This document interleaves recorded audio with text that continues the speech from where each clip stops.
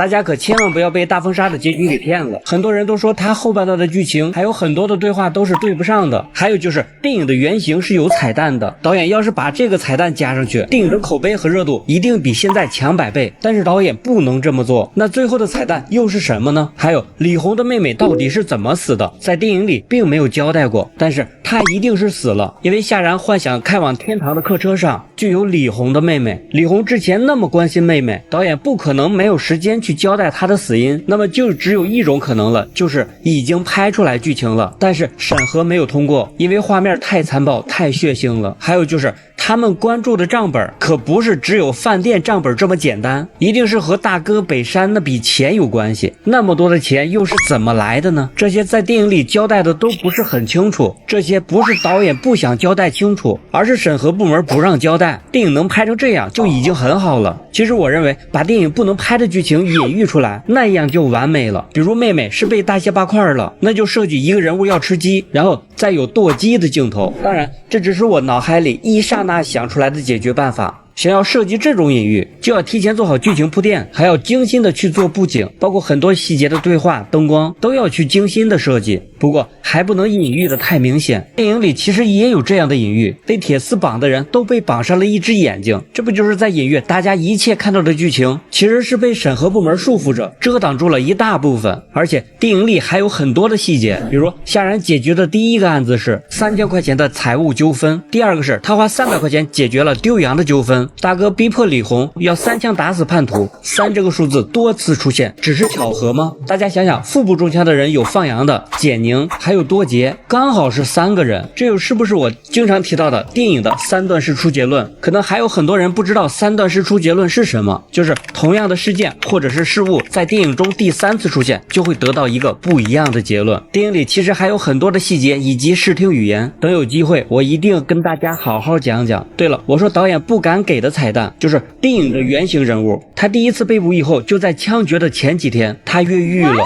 他成为了我国第一个越狱成功的死刑犯。不过最终当然是法网恢恢，疏而不漏。